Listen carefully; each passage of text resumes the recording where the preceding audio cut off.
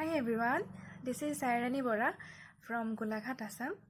Today I am going to explain about gait and some common abnormal gait. Hope you will like it and I will explain this through some PPT. Let's begin the session. Let us start today's topic, that is the most common gait analysis on specific conditions. I am going to explain this topic through three major parts of, that is introduction, normal gait analysis on specific conditions. Okay, now let us come to the introduction part. Actually, what is gait? We can say simply as a gait is the walking pattern. Walking is the simple act of falling forward and catching oneself. The normal human gait basically requires a normal biomechanical functioning of the musculoskeletal system as well as the limb and the spine. And the gait can be defined as the translatory progression of the body as a whole produced by coordinated rotatory movements of the body segment. Now, what is gait cycle? It is the time interval of sequences of motions occurring between two consecutive initial contacts of the same foot. And in a gait cycle, one foot is always in contact with the ground, and there are two periods of single leg support and two periods of double leg support. And the gait cycle is a description of what happens in one leg. And we can say in gait cycle spans two successive events of the same limb, usually initial contact of the lower extremity with the supporting surface. Now comes to the major tasks of or functioning of the gait. It is described by Winter. He described 5 points about that function of a gait. First is maintenance of support of the head, arm and tongue, that is preventing collapse of the lower limb. Second is maintenance of upright posture and balance of the body. Third is control the foot trajectory to achieve safe ground clearance and gentle to landing.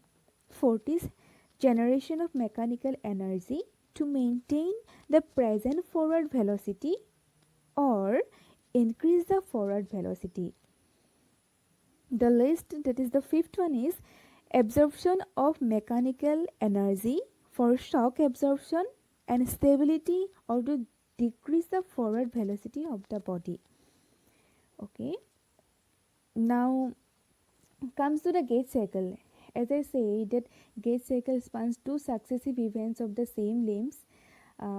During one gait cycle is extremity passes through two major phases, that is the stance phase and the swing phase. The stance phase makes up about 60% of the gait cycle, whereas the swing phase makes up the remaining 40% of the gait cycle.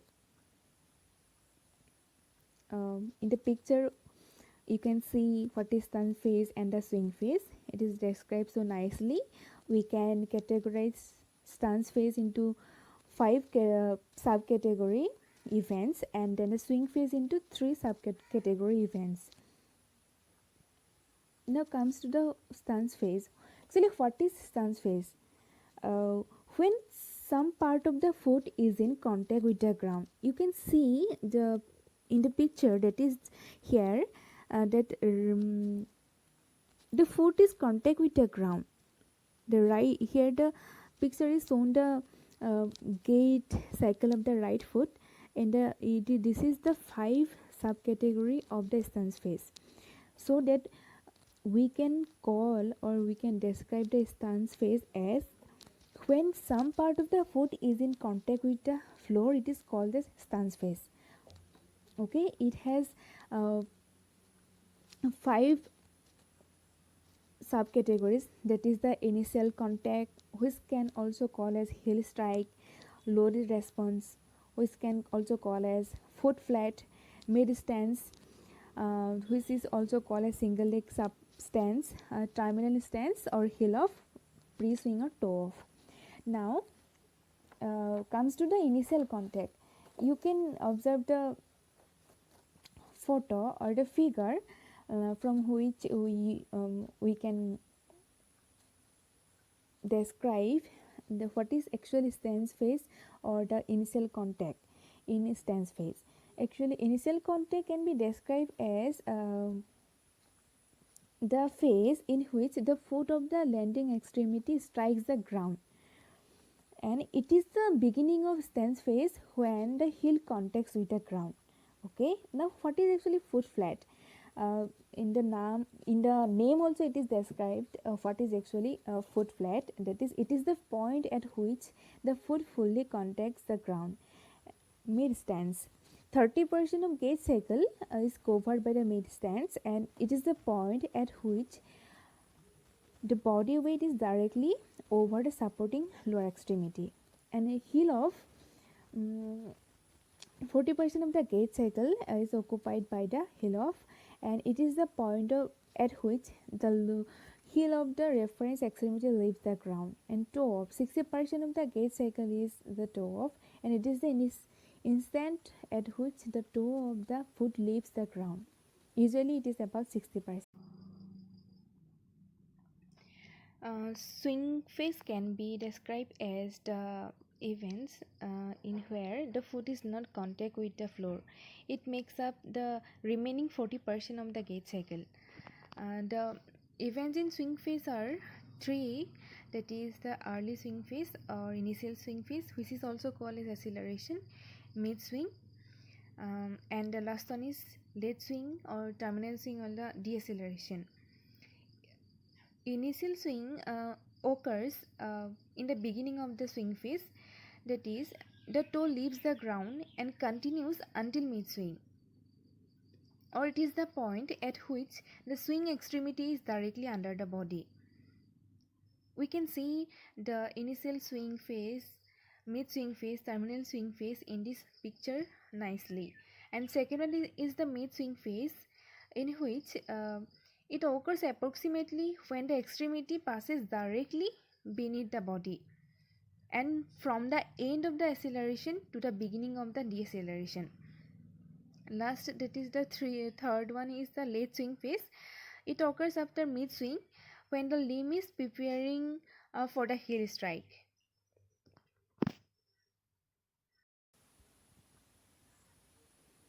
Now comes to the gait terminology. Actually, what is variables of gait?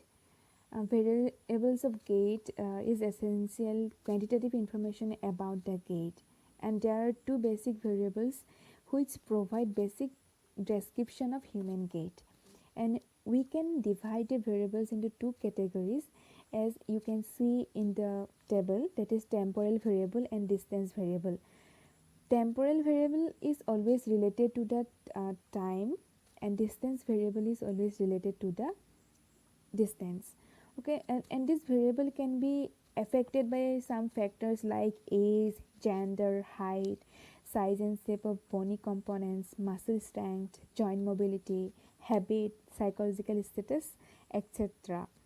And now comes to the temporal variable, stance times. Okay, what is stance times? Stance time, it is the amount of time that elapses during the stance phase of one extremity in a gait cycle.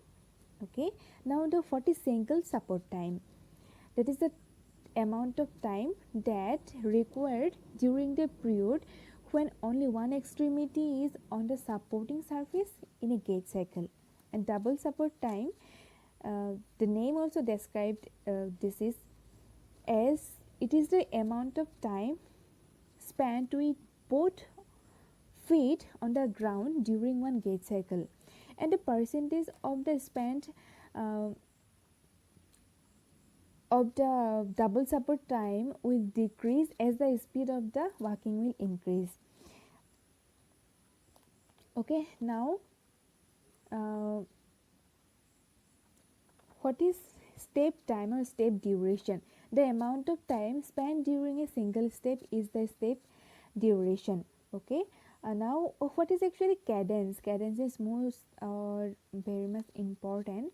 That is the number of steps taken by a person per unit time. We can describe the cadence or measure the cadence as the number of steps uh, per unit time or a second. Now it comes to the stride length, like it is the linear distance from the heel strike of one lower limb to the next heel strike of the same limb. And what is step length? It is the linear distance from the heel strike of one lower limb to the next heel strike of the opposite lower limb. You can see in this picture what I am describing you. You can observe in this picture, so you can understand better and difference between the step length and stride length. And what is the that is we can define the stride duration also. It is the amount of time takes to accomplish one stride. Okay, now here it is shown the degree of toe out also, right? You can see the right foot angle and left foot angle, which is called as a degree of toe out, and it can be defined as the angle of foot formed by each foot's line of progression and a line intersecting the center of the heel and second toe. Okay, for man is normally 7 degree, and degree of toe out decreases as the speed of walking increases in normal man. And speed of gait is referred as normal, free and fast. And free speed of gait refers person's normal walking speed. Now gait analysis. Okay, kinematic gait analysis and kinetic gait analysis. Kinematic gait analysis is described by the movement pattern without regard for the force involved in producing the movement. It can be qualitative or it can be quantitative. And kinetic gait analysis determine the force that are involved in the gait.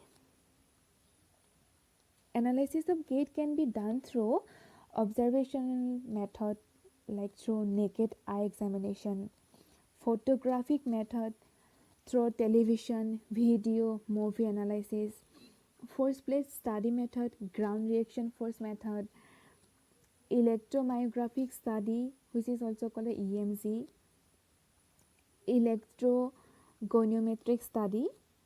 All of us know that goniometry is used for the measuring the joint movements.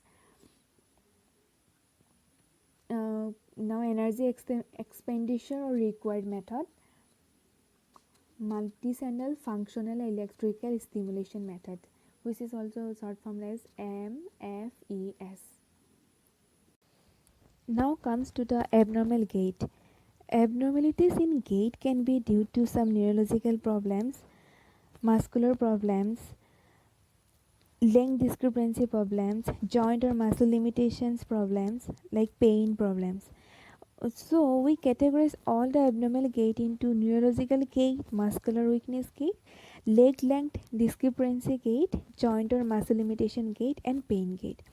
Now forwarding with neurological gait. It is due to some neurological problems, and it can be categorized in sub different neurological gait, as well as the Parkinsonian gait, hemiplegic gait, ataxic gait, scissoring gait. Now, what is hemiplegic gait? It is also called as the hemiparetic gait or circumdectory gait. In hemiplegic gait, hip will be in extended position and adducted, and it is always in internally rotated. While walking, knee will be in extension position and ankle in drop foot with ankle plantar flexion and eversion. And there is no reciprocal arm swing, as arm is in adducted towards the body, arm is flexed and wrist is also flexed. Sometimes it is also referred as neurogenic or flaccid gait. Now, Parkinsonian gait. It is also called as fascinating gait. You can see the picture, the Parkinsonian gait. The Parkinsonian patient posture is always like a stoop posture, in which the neck will be in flex position, as well as the trunk, hip and knee will be also in flex position. It is due to the rigidity, and because of this posture, center of gravity will falls anteriorly.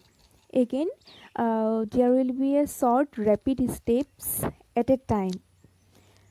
And in Parkinsonian gait, there is lacking heel strike and toe off, loss of arm swing and pelvic rotation. And this type of fascinating gait is commonly seen in Parkinson's disease, Wilson's disease, cerebral atherosclerosis, etc. conditions. Now, what is ataxic gait or drunken gait? From the name, you can observe or you can guess is that drunken person can't walk in a straight line, so his balance will be lost. Uh, there will be poor sensation or lack of muscle coordination in ataxic gait, as well as a broad base and a irregular, jerky and waving gait is present. The patient watches the feet while walking. You can observe in the picture the children is walking by watching his feet. Cerebral ataxia, stagger and all movements are exaggerated. Sensory ataxia, it is slap the ground while walking. This is the difference between two ataxia as well as while walking. Cerebral ataxia, the walking movements are exaggerated, but in sensory ataxia, slap the ground while walking, because she can't define how much depth is present in the ground or not. Now comes to the scissoring gait or spastic gait. The gait is looks like a scissor. You can observe in the picture as well. Rigidity and excessive adduction of the leg in the swing phase. Okay, now and while walking, hip in adducted and internally rotated position. Knee will be in flex position, and ankle is always in plantar flexion while walking.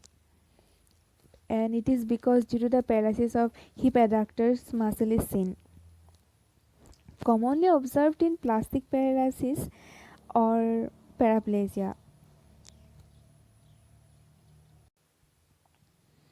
Muscular weakness gait. It is seen due to the weakness in the muscles function or improper in the muscle function. It can be of gluteus medius gait, gluteus maximus gait, quadriceps gait, high stepping gait, genu recurvatum gait. Now, gluteus medius gait. It is also called as Trendelenburg gait. The action of the gluteus medius is the hip abduction. If there is a weakness of the hip abductors muscles, this type of gait is observed. Here, trunk shift over the affected hip during stance and away during the same phase of the gait. If there is a paralysis of the gluteus medius muscles in the both sides, it results a dark walking, which is also called as waddling gait. You can observe the gait pattern in this picture.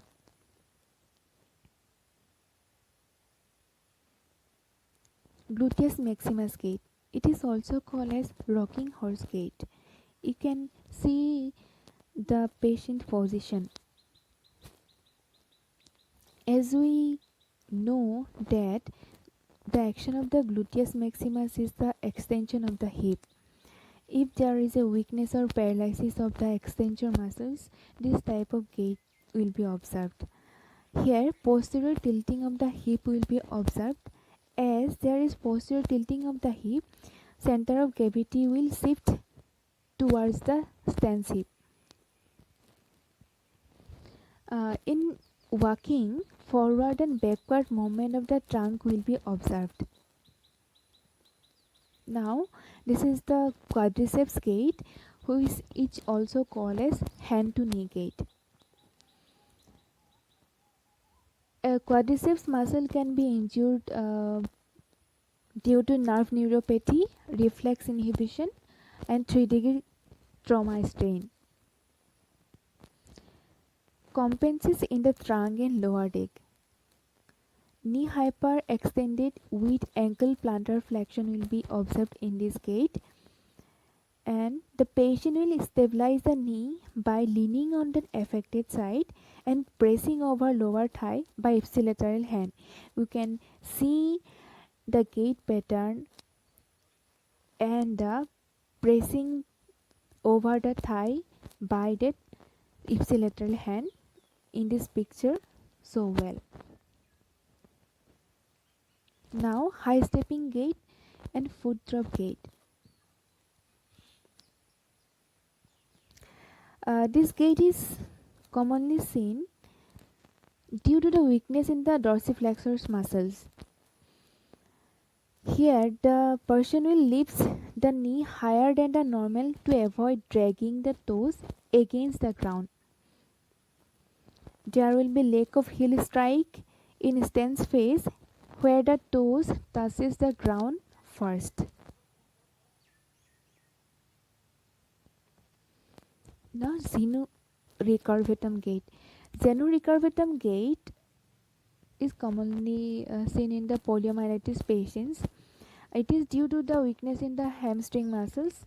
In mid-stance phase, knee goes to hyperextension due to lack of contour effect of the hamstring.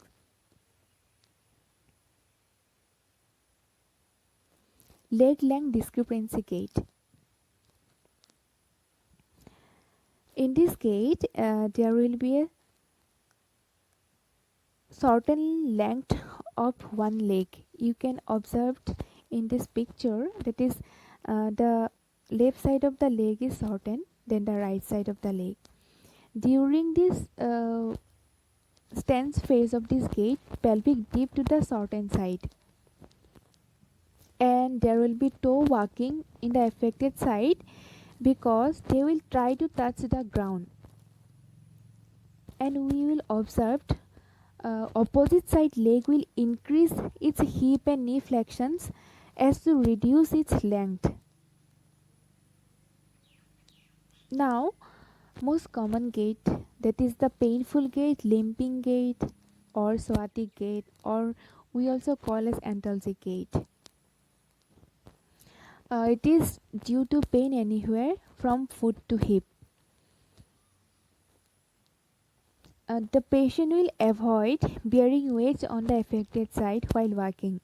In the walking, there will be reduction in stance phase, and there will be shortened step and stride length. There will be shortened reciprocal arm swing.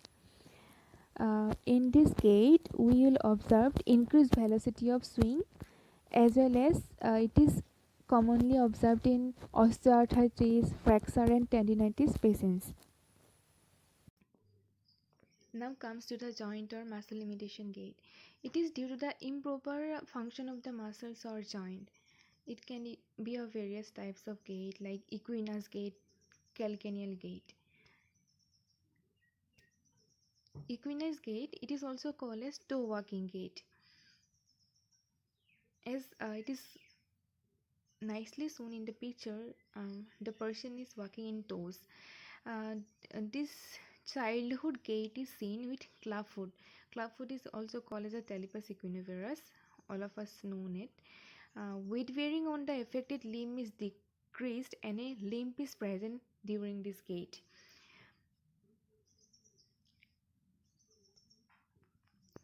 Next one is the calcaneal gait. We are observing in this picture as the person is walking on the heel. It results from the paralysis of plantar flexor causing dorsiflexor contracture. The person will walk in the heel, and due to this, during the stance phase, there is a greater amount of knee and dorsiflexion. As well, there will be short step length on the affected side, and limb support duration is shortened in calcaneal gait.